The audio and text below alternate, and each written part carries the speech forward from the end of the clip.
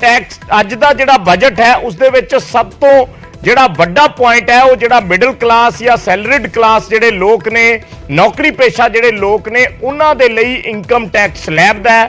और सब तो ज्यादा चर्चा इस बजट दे विच उस इनकम टैक्स स्लैब दे विच दित्ती छूट दी हो रही है, क्योंकि 7-8 सालां दे बाद इनकम टैक्स दे विच ये छूट मिली है कि जदों उसनूं वधा के 5 लाख तो 7 लाख कर दिता गया, सीधी 2 लाख रुपए दी जिहड़ी छूट दित्ती गई है। और टैक्स स्लैब जिहड़ियां सी उन्हां नूं 6 तो घटा के 5 कर दिता गया, यानी 3 तो 6 लाख तक 5% दी स्लैब है हुण टैक्स दी, फिर 6 तो लैके 9 लाख तक 10% दी स्लैब है, 9 तो 12 लाख तक 15% दी स्लैब है, ते 12 तो 15 लाख तक 20% दी स्लैब है, ते फिर 15 लाख तो उपर 30% दी स्लैब है।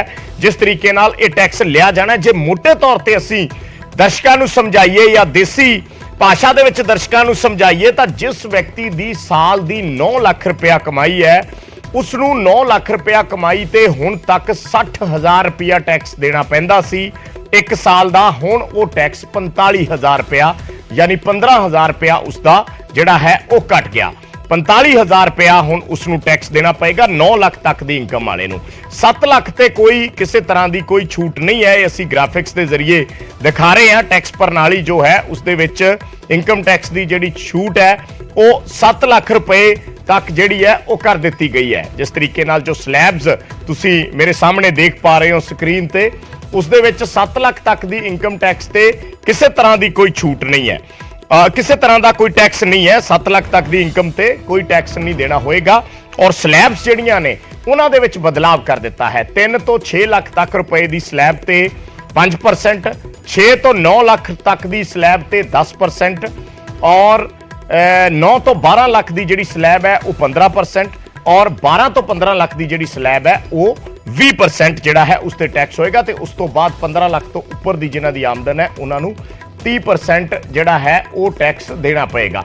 सो ये स्लैब्स ने, यानी 9 लाख तक की जिहड़ी कमाई होएगी, कोई बंदा साल का 9 लाख रुपया कमाउंदा है तो उस ते महज 5% टैक्स लगेगा, यानी 45,000 रुपया उसनूं टैक्स देना होएगा। ये मोटे तौर पर असीं इसनूं इस तरीके नाल समझ सकते हैं। सो स्टैंडर्ड डिडक्शन जिहड़ा हुंदा है कि एक मुश्त जिहड़ा कर है, स्टैंडर्ड डिडक्शन जिसनूं कहा जाता है, वो स्टैंडर्ड डिडक्शन जिहड़ा है वो ਵਧਾਇਆ ਗਿਆ है। 15 ਲੱਖ ਤੋਂ ਉੱਪਰ ਜਿਨ੍ਹਾਂ ਦੀ 30% ਟੈਕਸ ਦੇ ਦਾਇਰੇ 'ਚ ਜਿਹੜੇ ਆਉਂਦੇ ਨੇ ਉਹ ਸਟੈਂਡਰਡ ਡਿਡਕਸ਼ਨ ਵਧਾ ਦਿੱਤਾ ਗਿਆ ਹੈ। ਹੋਰ ਜਿਹੜੀ ਟੈਕਸ ਸਰਚਾਰਜ ਹੈ ਉਸ ਦੇ ਵਿੱਚ ਕਟੌਤੀ ਕੀਤੀ ਗਈ ਹੈ।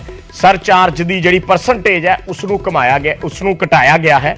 ਇਹ ਵੀ ਚੀਜ਼ਾਂ ਜਿਹੜੀਆਂ ਨੇ ਅੱਜ ਕੇਂਦਰੀ ਮੰਤਰੀ ਨੇ ਆਪਣੇ ਇਸ ਬਜਟ ਭਾਸ਼ਣ ਦੇ ਵਿੱਚ ਦਸੀਆਂ ਨੇ। ਜੋ ਗ੍ਰਾਫਿਕਸ ਅਸੀਂ ਟੀਵੀ ਸਕਰੀਨ ਤੇ ਅਸੀਂ ਤੁਹਾਨੂੰ ਦਿਖਾ ਰਹੇ ਹਾਂ ਦਰਸ਼ਕਾਂ ਨੂੰ ਕਿ ਕਿਹੜੀਆਂ टैक्स लैब नूं लैके की कुछ फैसले जिहड़े ने अज लए गए ने या की ऐलान जिहड़े केंद्रीय वित्त मंत्री निर्मला सीतारमन वल्लों कीते गए ने।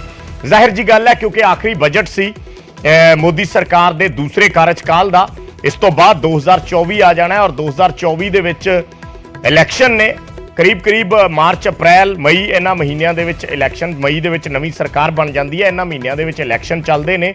सो अगली बार सरकार सिर्फ वोट ऑन अकाउंट उन्ने महीनों का पेश करती है, क्योंकि उस तो बाद जिहड़ी नवीं सरकार सत्ता दे विच आ जाती है उस नवीं सरकार ने बजट पेश करना हुंदा पूरा। सो ये बजट जिहड़ा सी ये आखिरी बजट सी 2023 का बजट, 24 दे विच इलैक्शन ने और फिर देखना होएगा कौन सत्ता दे विच आउंदा है, किहड़ी पार्टी सत्ता दे विच आउंदी है या की सरकार तीसरी बार रिपीट करती है।